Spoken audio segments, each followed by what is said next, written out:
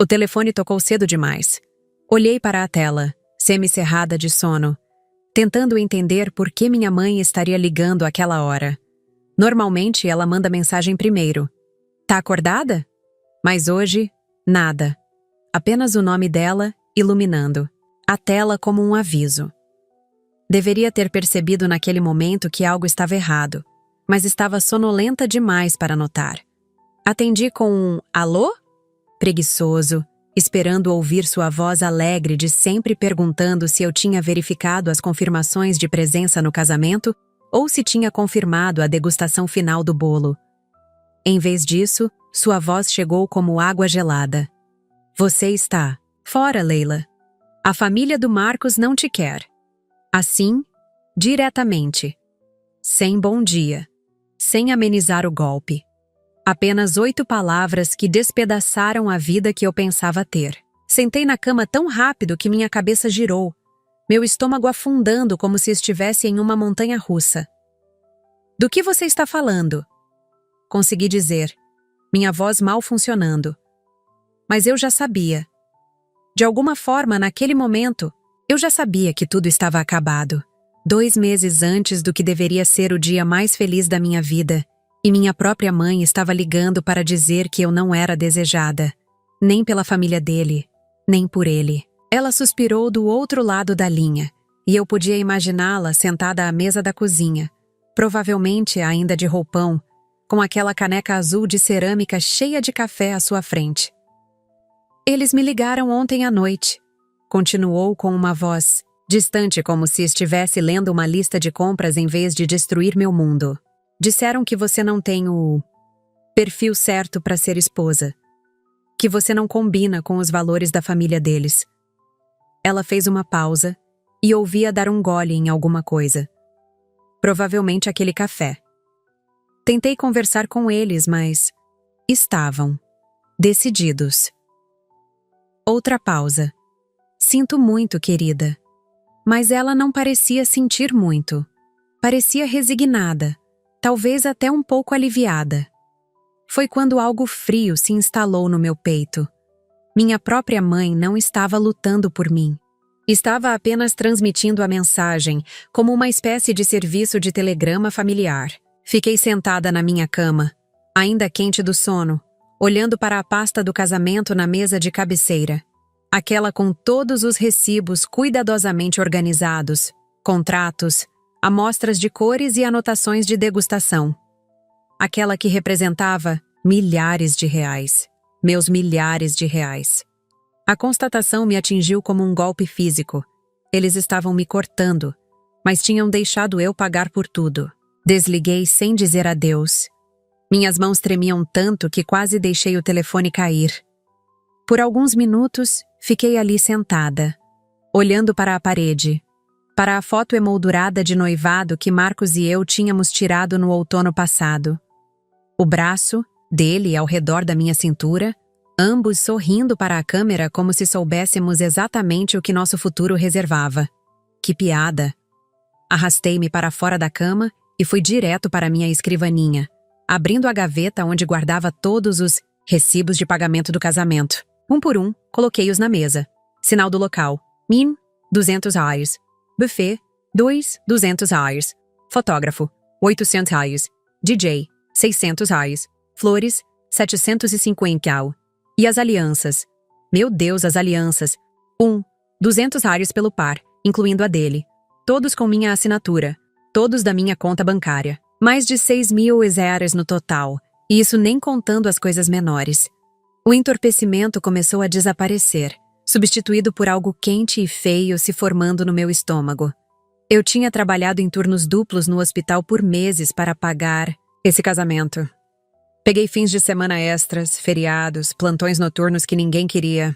Enquanto isso, sempre que eu mencionava dinheiro com Marcos, ele sorria aquele sorriso charmoso e dizia: "Amor, vamos resolver isso depois. Não se estresse." A família dele era igual. A mãe dele dava tapinhas na minha mão quando eu mencionava orçamentos, dizendo: "Vamos contribuir quando for o momento certo, querida." O momento nunca era certo. Peguei meu celular e mandei mensagem para Marcos. "Você sabia disso?" Então esperei, e esperei, e esperei. Sem resposta, nem mesmo aquelas bolinhas mostrando que ele estava digitando. Verifiquei se estava bloqueada. Não estava, pelo menos não ainda. 1 hora se passou. Tomei banho, fiz um café que não consegui beber, fiquei olhando pela janela. Quase 2 horas depois da minha mensagem, finalmente veio a resposta dele. É melhor assim, Leila. A gente não combina. 7 palavras. 7. Malditas. Palavras. Por 2 anos da minha vida. Por milhares de reais. Pelo que eu achava que era amor. Li várias vezes, esperando por mais. Esperando por algo. Uma explicação, um pedido de desculpas. Qualquer coisa. Nada veio. Respondi. Nós não combinamos? Ou eu não combino com a sua família? Sem resposta. 10 minutos depois, tentei ligar. Caixa postal direta. Quando verifiquei a conversa novamente, minhas mensagens apareciam com apenas um cheque. Ele tinha me bloqueado. Assim, simplesmente. O homem que deveria estar ao meu lado pelo resto da vida tinha me cortado sem nem mesmo a cortesia de uma conversa. Sentei no chão do quarto, espalhando todos os comprovantes ao meu redor como um mosaico patético da minha ingenuidade. Cada papel me encarava, cada valor parecia rir da minha cara. Mais de 6 não-zero gastos. Dinheiro que economizei com tanto sacrifício, pegando plantões extras, cortando pequenos luxos, adiando a troca do meu celular quebrado. Enquanto isso, durante todo o tempo de namoro e noivado, a família do Marcos nunca, nem uma única vez, colocou a mão no bolso. Nem para um depósito, nem para uma parcela, nem sequer para as malditas lembrancinhas que a mãe dele fez questão de escolher. As mais caras, claro. Era tudo tão óbvio agora. As evasivas quando o assunto era dinheiro, a forma como a mãe dele mudava de assunto quando eu falava sobre dividir despesas, até as vezes em que o Marcos esquecia a carteira quando saíamos para jantar. Não eram coincidências nem distração, era um padrão. Um padrão que eu, estupidamente apaixonada, me recusei a enxergar. Levantei do chão, juntando todos os papéis e recibos. Fui até minha escrivaninha e peguei uma pasta nova, onde fui organizando tudo por fornecedor. Buffet, decoração, fotografia, música, flores, convites, lembrancinhas. No final, acrescentei o recibo das alianças, 2 bandas de ouro. A dele, mais larga como ele queria, com acabamento fosco, porque combinava mais com seu estilo. Ri sozinha, um riso amargo que soou estranho no quarto vazio. Eu tinha até comprado a aliança dele, o símbolo do nosso compromisso, pago inteiramente por mim. Fechei a pasta e tomei uma decisão. Se eu tinha bancado tudo sozinha, também poderia cancelar tudo sozinha. Peguei o celular e abri a agenda de contatos do casamento. O primeiro nome da lista: Buffet Santoro. Respirei fundo e apertei o botão de ligar. Estava na hora de desmanchar o castelo de areia que construí, e paguei sozinha. A mulher do buffet atendeu no 3º toque. Sua voz alegre me cumprimentou, como se estivéssemos prestes a discutir detalhes felizes de uma celebração. Bom dia, Leila! Como está? Animada para a grande prova do cardápio na semana que vem? Engoli em seco, minha garganta subitamente seca como papel. Na verdade, estou ligando para cancelar. Silêncio do outro lado. Depois de um momento que pareceu uma eternidade, ela falou, voz agora hesitante. Cancelar a prova?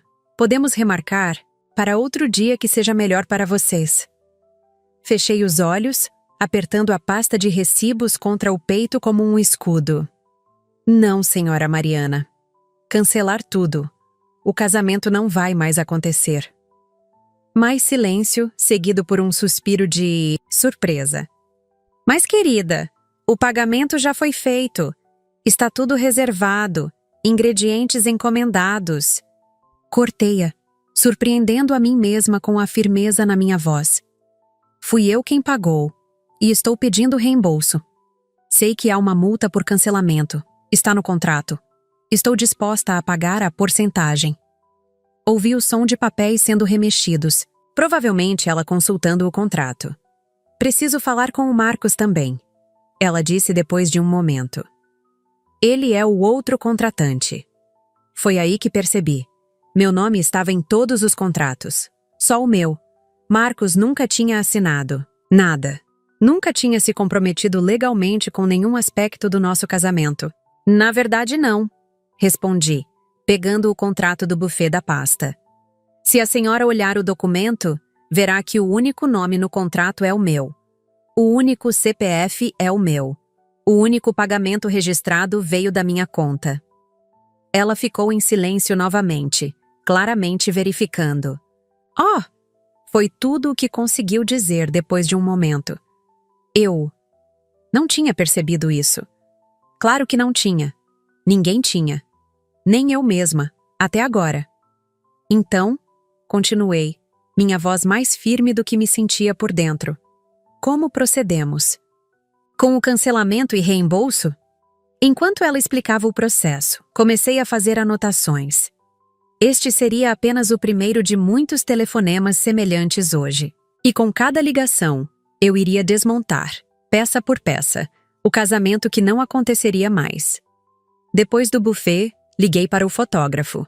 Ele foi mais fácil, profissional, direto, sem muitas perguntas. Sinto muito pelo ocorrido, disse. Apenas, e me informou que, pelo tempo de antecedência, conseguiria me devolver 80% do valor. Aceitei imediatamente. Em seguida foi a vez da florista. Uma senhora mais velha que reagiu quase como se eu tivesse anunciado uma morte. Oh, minha querida, mas o que aconteceu? Vocês pareciam tão apaixonados quando vieram escolher as flores. Não entrei em detalhes, apenas repeti o mesmo roteiro que estava se tornando surpreendentemente fácil. O casamento foi cancelado. Eu preciso do reembolso, sim. Estou ciente da multa por cancelamento. Ela foi a única que resistiu, alegando que já tinha encomendado algumas flores raras que eu tinha escolhido. Por um momento, quase cedi. Uma parte de mim ainda sentindo aquela necessidade de agradar, de não causar problemas. Mas então me lembrei da voz da minha mãe naquela manhã, do texto frio do Marcos, e minha espinha endureceu.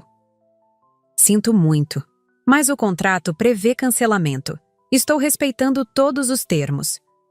Enquanto fazia as ligações, meu celular não parou de vibrar com notificações.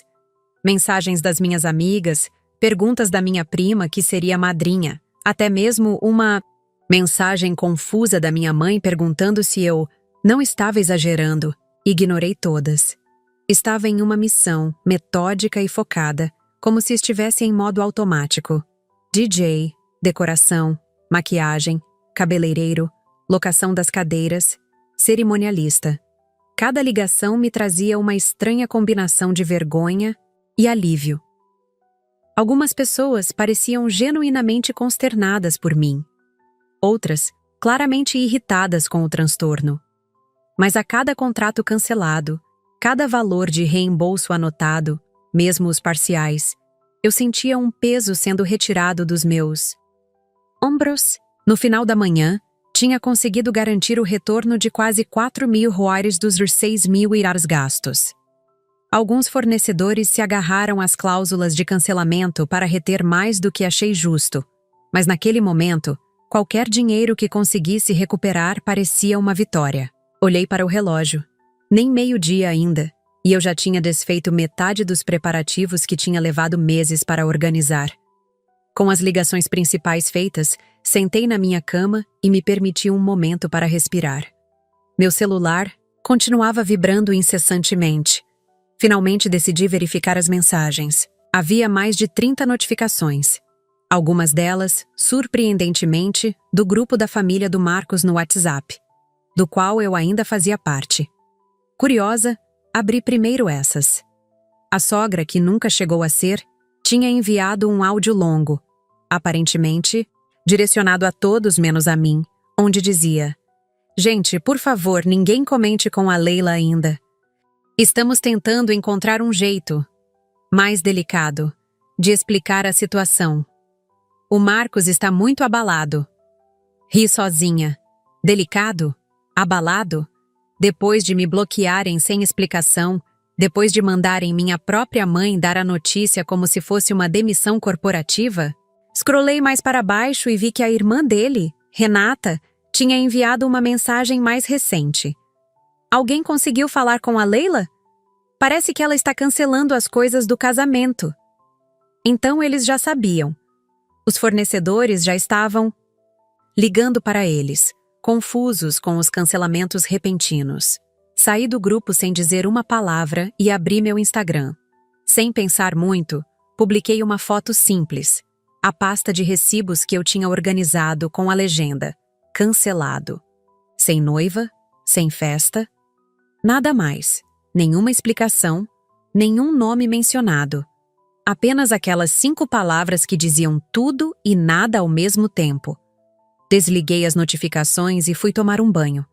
Deixei a água quente cair sobre meu corpo por muito tempo, como se pudesse lavar não apenas o suor, mas também a humilhação, a raiva, a tristeza que se acumulava sob minha pele. Quando saí do banheiro, enrolada na toalha, percebi que tinha mais de 50 novos comentários no post. Não li nenhum. Em vez disso, peguei o telefone e fiz mais uma ligação, desta vez para a joalheria. "Boa tarde", disse quando atenderam. "Preciso saber qual o procedimento para a devolução de alianças que ainda não foram gravadas." A atendente hesitou, claramente não acostumada com esse tipo de pedido. "A senhora tem o recibo? Precisamos verificar a política de devolução." "Para joias personalizadas." Cortei-a gentilmente. "Tenho o recibo, sim. E não são personalizadas ainda. A gravação estava marcada apenas para a próxima semana." Depois de me colocar em espera por alguns minutos, ela voltou. "A senhora pode trazer as alianças hoje? Conseguimos fazer o reembolso de 90% do valor." No início da tarde, enquanto me arrumava para ir à joalheria, meu celular tocou novamente. Era a irmã do Marcos. Hesitei, o dedo pairando sobre o botão de recusar. Mas algo dentro de mim, talvez curiosidade, talvez a necessidade de confronto, me fez atender. "Leila, pelo amor de Deus, o que você está fazendo?" A voz de Renata era uma mistura de indignação e pânico. Sentei na beirada da cama, surpreendentemente calma. "Estou cancelando um casamento que aparentemente não vai mais acontecer", respondi, mantendo a voz neutra. "Você não pode fazer isso!" Ela praticamente gritou. "Nós temos convidados vindo de outros estados, presentes já comprados, a família toda se organizando." Fechei os olhos, sentindo uma onda de irritação. "Renata, sua mãe literalmente, disse que eu não sou bem-vinda na família. Seu irmão me bloqueou. Minha própria mãe foi instruída a me dar a notícia. Você realmente acha que vou manter os planos de um casamento do qual a noiva foi expulsa?" Houve um silêncio momentâneo, do outro lado. "Ninguém te expulsou", ela finalmente disse, sua voz mais baixa. "Mamãe só acha que vocês precisam de mais tempo, que talvez o casamento esteja sendo apressado." Deixei escapar uma risada sem humor. Não foi isso que ela disse à minha mãe, e de qualquer forma, essa preocupação não surgiu quando aceitei pagar pelo buffet que ela escolheu? Ou quando comprei as alianças que o Marcos queria? Ou quando paguei o sinal da banda que seu pai insistiu que era a melhor? Silêncio novamente. "Você está cancelando tudo só por vingança", Renata finalmente disse, sua voz acusatória. Essa foi a gota d'água. "Não, Renata. Estou cancelando porque eu paguei por tudo. Cada centavo saiu do meu bolso. Se a família de vocês quer tanto, uma festa, então que a família de vocês pague por uma." E desliguei. As mãos tremiam, mas não de tristeza. Era raiva. Uma raiva limpa, legítima, quase revigorante depois de tantos meses sendo a noiva complacente e generosa.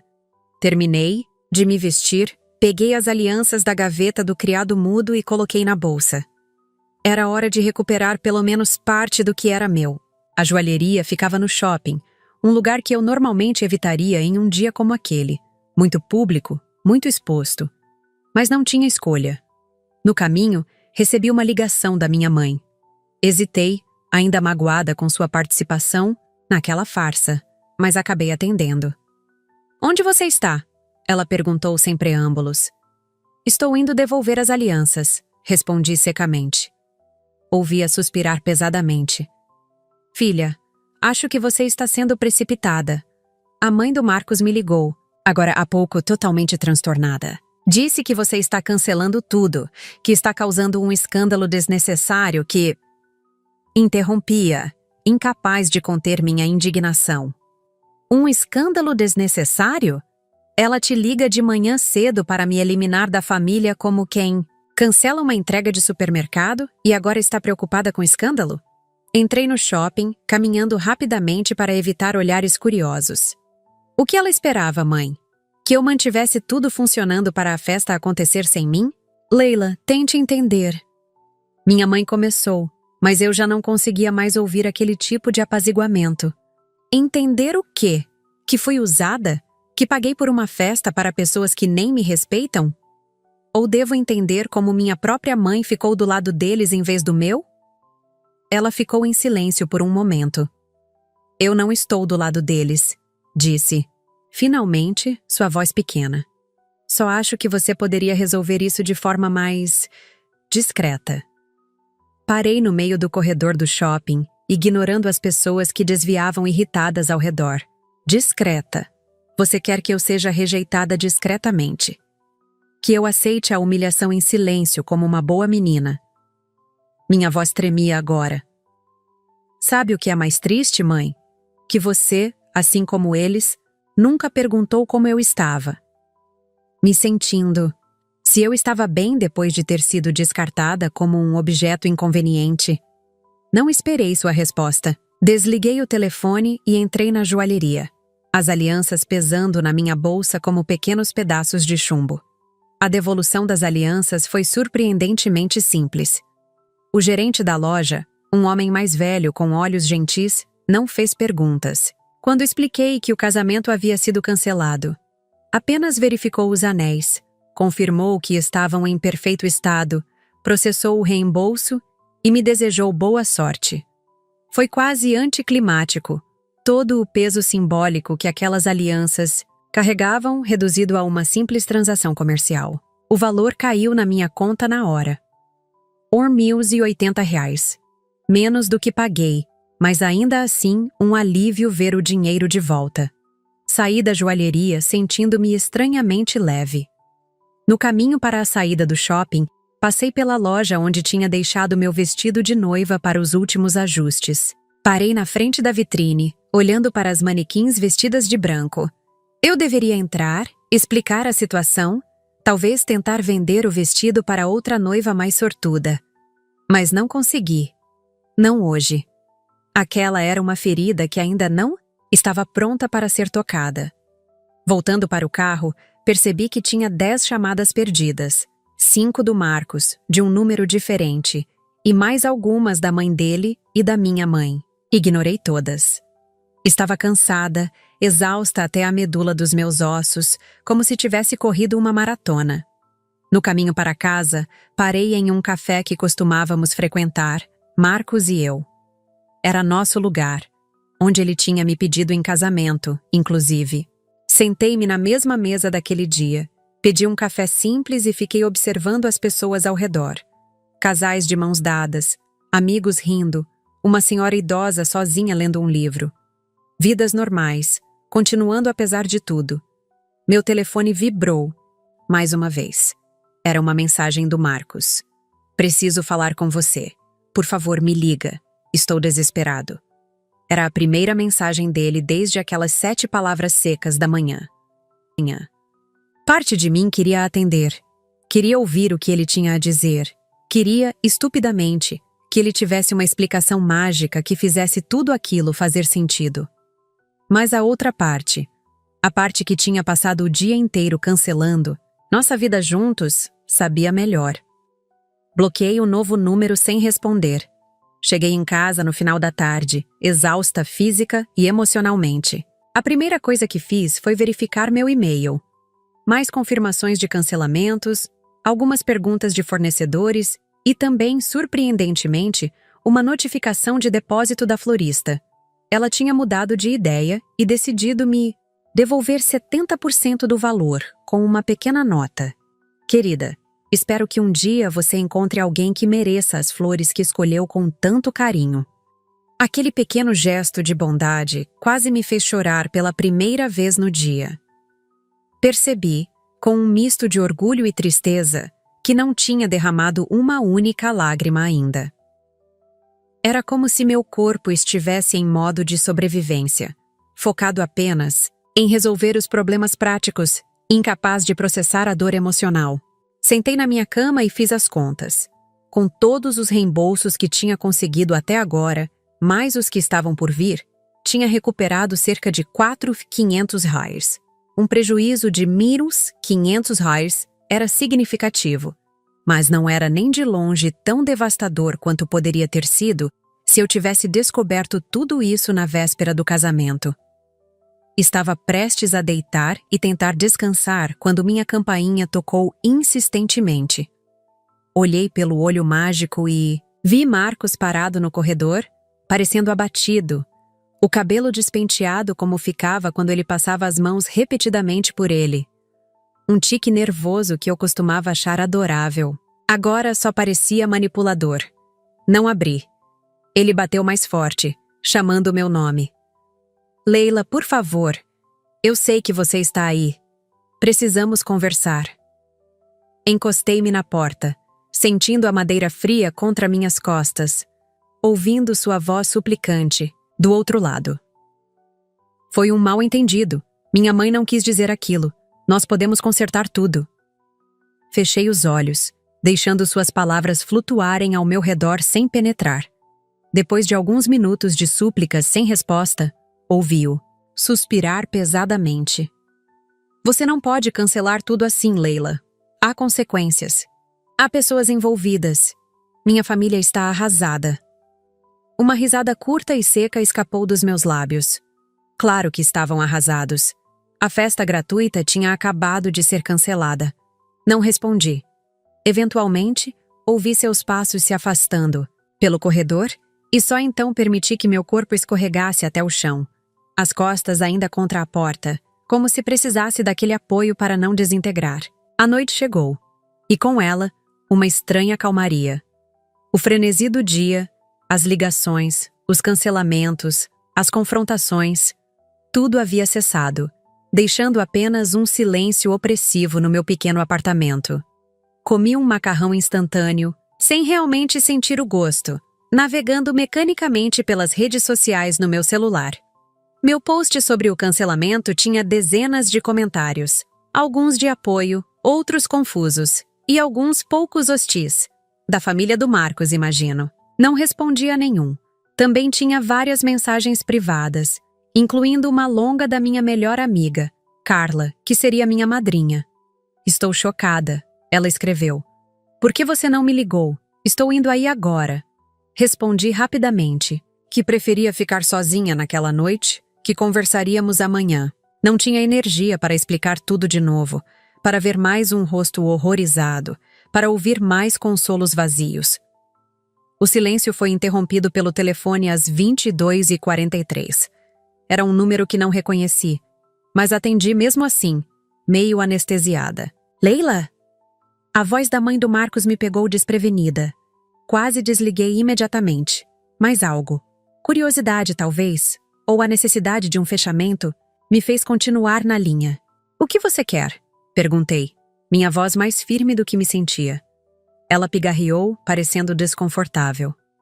Querida, acho que houve um terrível mal-entendido. Nunca quis dizer que você não era bem-vinda na família. Só expressei algumas preocupações sobre a velocidade com que as coisas estavam acontecendo. Fechei os olhos, contando até 10 mentalmente. Então por que disse à minha mãe que eu estava fora? Por que seu filho me bloqueou? Por que ninguém teve a decência de falar comigo? Diretamente? Ela ficou em silêncio por um momento. Talvez tenhamos lidado mal com a situação, admitiu finalmente. Mas cancelar tudo assim, de forma tão abrupta. Você tem ideia do constrangimento que está causando? Pessoas já compraram passagens aéreas, encomendaram presentes. E ali estava. Não era sobre mim. Não era sobre o relacionamento. Era sobre aparências, sobre o que os outros pensariam. Sinto muito pelo inconveniente, respondi, cada palavra gotejando sarcasmo. Assim como sinto pelos 16 milhares que investi em um casamento onde aparentemente a noiva era opcional. E desliguei, bloqueando também aquele número. Dormi mal, tendo sonhos fragmentados onde eu caminhava pelo corredor da igreja. Mas ninguém me via. Os convidados conversavam entre si. O noivo olhava para o celular, o padre lia um livro. Eu era invisível.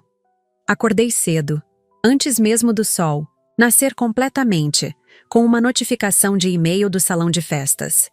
Diferente dos outros fornecedores, eles se recusavam a fazer qualquer reembolso, alegando que o cancelamento estava fora do prazo previsto no contrato. A princípio, senti um pico de estresse. Era uma quantia considerável, quase $1,000. Mas logo essa preocupação foi substituída por uma estranha apatia. O que eram mais R$1.000 no grande esquema das coisas? Uma taxa de aprendizado? Talvez.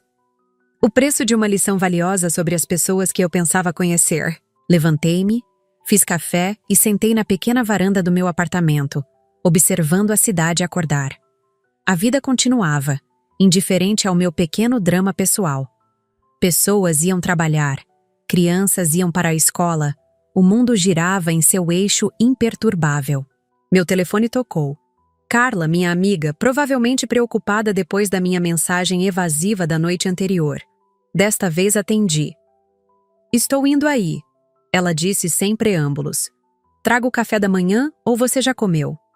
A normalidade da pergunta, a ausência de drama ou pena na sua voz, me pegou desprevenida. E senti minha garganta apertar. Já fiz café, consegui dizer. Mas traga aqueles pães de queijo da padaria da esquina.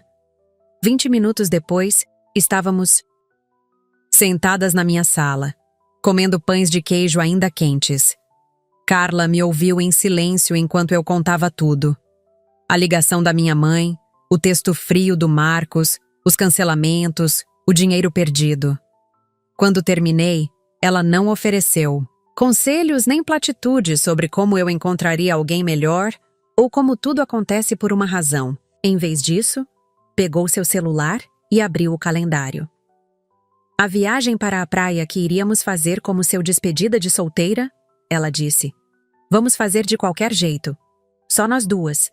Este final de semana. Olhei para ela surpresa. Mas já pagamos por 6 pessoas. As outras não vão poder reagendar tão em cima da hora. Ela deu de ombros mordendo outro pão de queijo. Então teremos um quarto gigante só para nós duas. E serviço de quarto em dobro. Pela primeira vez em 2 dias, senti um sorriso genuíno surgir no meu rosto. Por volta do meio-dia, recebi uma mensagem do cerimonialista, perguntando se eu poderia comparecer a uma reunião de emergência com ele às 15 horas. Aparentemente, a família do Marcos estava insistindo que tudo fosse mantido como planejado, alegando que o cancelamento era prematuro e que o casal só precisava conversar. Tive vontade de ignorar, de deixar que lidassem com a bagunça sozinhos. Mas algo dentro de mim, um senso de conclusão necessária, talvez, me fez concordar. Carla ofereceu-se para me acompanhar, mas recusei. Esta era uma batalha que precisava enfrentar sozinha. Vesti-me com cuidado, escolhendo um vestido simples, mas elegante, maquiagem leve, cabelo preso em um rabo de cavalo arrumado. Não queria parecer devastada nem vingativa. Queria parecer exatamente o que era, uma mulher no controle da própria vida, tomando decisões difíceis, mas necessárias. Cheguei ao escritório do cerimonialista 10 minutos adiantada, propositalmente. Queria estar composta e estabelecida no espaço quando os outros chegassem. Paulo, o cerimonialista, parecia desconfortável, mas profissional. Me ofereceu água e café, que recusei educadamente, e então começou a explicar a situação. A família do Marcos entrou em contato comigo ontem à noite, muito preocupada com os cancelamentos. Eles insistem que tudo foi um mal-entendido e que o casamento deve prosseguir como planejado. Assenti calmamente, deixando-o continuar. Ele hesitou, claramente desconfortável. Eles se ofereceram para assumir os contratos restantes, para cobrir quaisquer perdas financeiras que você tenha tido. Quase ri. Agora eles estavam dispostos a pagar? Depois de tudo já estar arruinado? Paulo, disse calmamente. Eles não entendem. Não é sobre dinheiro, é sobre respeito. E tenho todo o direito de cancelar serviços que eu contratei. Nesse momento, a porta se abriu e a mãe do Marcos entrou, seguida por ele próprio e pelo pai dele. Paulo levantou-se para cumprimentá-los. Eu permaneci sentada, mãos calmamente pousadas no meu colo, como se estivesse em uma entrevista de emprego e não no meio de um colapso pessoal. O ar na sala tornou-se imediatamente denso, carregado de tensão não verbalizada. A mãe do Marcos, sempre impecavelmente vestida e composta, parecia estranhamente desgrenhada, como se tivesse se arrumado às pressas. Marcos não conseguia me olhar nos olhos. Seu olhar percorria a sala, pousando em tudo exceto em mim. Apenas o pai dele, um homem geralmente silencioso que eu raramente via sem um jornal ou celular na mão, parecia estar realmente presente, seu olhar direto e avaliador. Leila. A mãe do Marcos começou, sua voz falsamente doce. Estamos aqui para resolver essa situação lamentável. Houve um mal-entendido terrível e... Levantei a mão, interrompendo-a com um gesto calmo, mas firme. Não houve mal-entendido. Algum, senhora Regina. A senhora disse à minha mãe que eu não tinha o perfil para ser esposa do seu filho, que eu não combinava com a família. Seu filho confirmou isso quando me disse que não nos encaixávamos e então procedeu a me bloquear. Essas ações são bastante claras. Ela piscou, momentaneamente desestabilizada pela minha franqueza. Eu nunca disse que você não tinha perfil de esposa, protestou, olhando para o marido em busca de apoio. Disse apenas que talvez vocês estivessem se apressando, que havia algumas diferenças de expectativas que precisavam ser resolvidas antes do casamento. Mantive minha expressão neutra, embora por dentro estivesse fervendo. Interessante como essas diferenças de expectativas não foram mencionadas durante os 2 anos em que namoramos, ou durante os 8 meses de noivado. Curiosamente, só surgiram há 2 meses do casamento, depois que eu já tinha pago por quase tudo. Marcos finalmente olhou para mim, seu rosto uma máscara de culpa e desconforto. Leila, por favor, ele começou, sua voz quase um sussurro. Isso é um mal-entendido. Eu te amo, você sabe disso. Olhei diretamente para ele, sentindo uma calma surpreendente. Se você me amasse, respondi, teria me ligado ontem de manhã, em vez de me mandar um texto frio e me bloquear. Se você me amasse, teria se envolvido nos preparativos do nosso casamento em vez de deixar tudo nos meus ombros, inclusive os custos. Virei-me para Paulo, que observava tudo com olhos arregalados. Paulo, como eu estava dizendo antes de sermos interrompidos, eu tenho todo o direito de cancelar os serviços que eu contratei, e é exatamente o que estou fazendo. O pai do Marcos, que até então permanecera calado, finalmente falou. A questão é que os convites já foram enviados. Temos familiares vindo de outras cidades, presentes já comprados. Sua voz era calma, pragmática, como se estivéssemos discutindo uma transação comercial e não o colapso emocional de 2 famílias. Se é uma questão financeira, podemos chegar a um acordo. Assumimos os custos daqui para frente, reembolsamos o que você já gastou. Olhei para ele com uma nova compreensão. Para aquela família, tudo se resumia à logística e aparências. Sentimentos, lealdade, respeito, tudo isso era secundário diante da inconveniência social de um casamento. Cancelado. Não é uma questão financeira, respondi, mantendo minha voz firme. É uma questão de dignidade. Não vou estar em um casamento onde fui claramente informada que não sou bem-vinda pela família do noivo, e onde o próprio noivo não teve coragem de ter uma conversa honesta comigo. Me virei para Marcos, que parecia cada vez menor em sua cadeira. Aliás, você já contou para eles? Sobre a conversa que tivemos mês passado sobre adiar o casamento porque você não estava conseguindo contribuir financeiramente como prometeu? O silêncio que se seguiu foi ensurdecedor. A mãe de Marcos olhou para ele, confusa. Do que ela está falando, filho? Marcos passou a mão pelos cabelos, aquele gesto nervoso que eu conhecia tão bem. Não foi bem assim, mãe. Eu só mencionei que estávamos apertados, que talvez pudéssemos fazer algo mais simples. Balancei a cabeça, incrédula. Você disse, e estou citando, não acho que consigo bancar esse casamento agora. Talvez devêssemos adiar. E eu disse que poderíamos fazer algo mais simples, ou que eu poderia pagar uma parte maior agora, e você me reembolsaria depois. E você concordou com a segunda opção. Olhei para os três, sentindo uma onda de tristeza me invadir pela primeira vez naquele dia. Nunca me importei com dinheiro, me importava com honestidade, com parceria.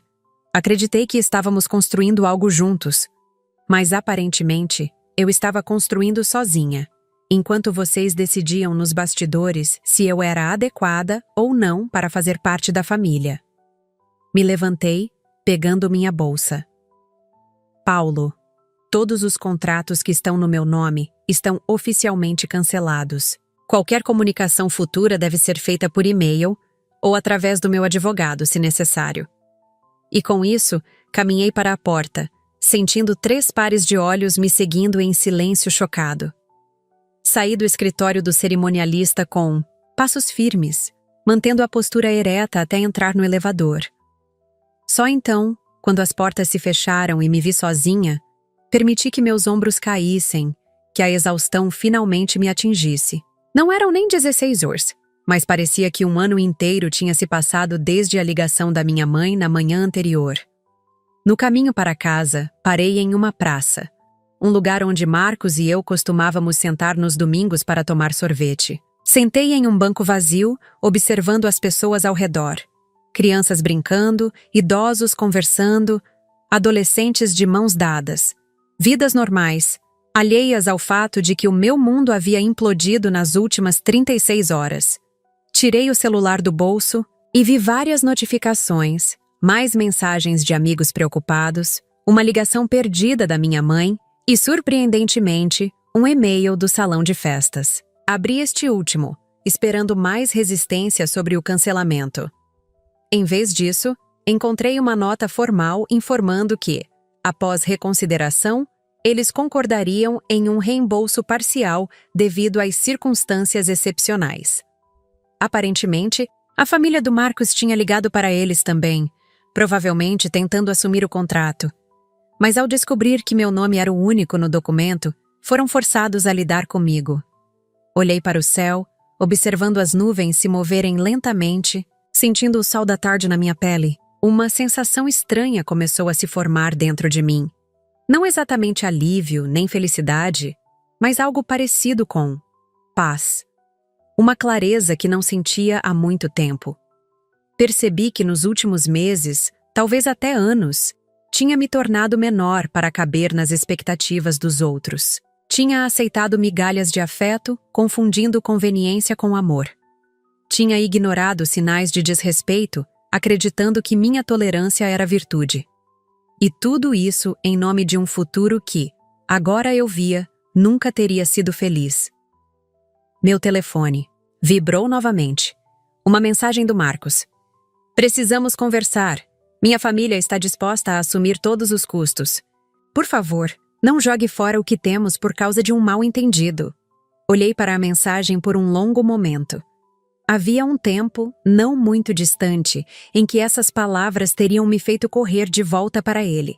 Grata pela chance de consertar as coisas, de ser aceita novamente. Mas agora, tudo o que sentia era uma certeza profunda de que merecia mais. Muito mais. Bloqueei seu número sem responder e guardei o telefone. Amanhã haveria mais cancelamentos para fazer, mais explicações para dar, mais lágrimas para secar, as minhas e as de outras pessoas.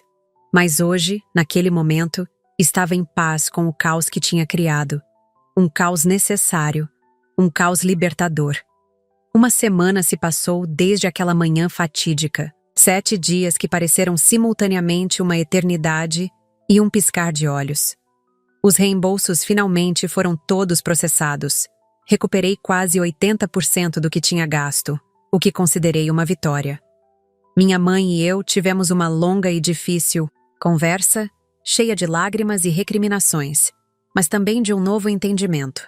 Ela admitiu que tinha ficado tão deslumbrada com a família do Marcos, sua casa grande, seus carros importados, seus jantares sofisticados, que havia deixado de lado seu papel mais importante, ser minha mãe, minha protetora. Eu queria tanto que você tivesse uma vida melhor que a minha, ela confessou segurando minhas mãos entre as suas, que esqueci de verificar se seria uma vida feliz. Perdoei-a. Não completamente, não ainda, mas o suficiente para começarmos a reconstruir nossa relação. Algumas feridas levam tempo para cicatrizar, e esta era uma delas. Ontem, recebi um envelope na portaria do meu prédio. Dentro, encontrei meu vestido de noiva, cuidadosamente embalado, junto com um cartão da costureira que fazia os ajustes. Guardei para você decidir o que quer fazer com ele, sem pressa, sem cobranças. Aquele pequeno gesto de gentileza me comoveu profundamente. Coloquei o vestido no fundo do meu armário. Não estava pronta para vendê-lo ou doá-lo, não ainda. Talvez algum dia. Ou talvez ele fique ali, um lembrete do que quase foi, do que poderia ter sido e do que decidi que não seria. No final, a história do meu não casamento se resumiu a isso. Uma escolha.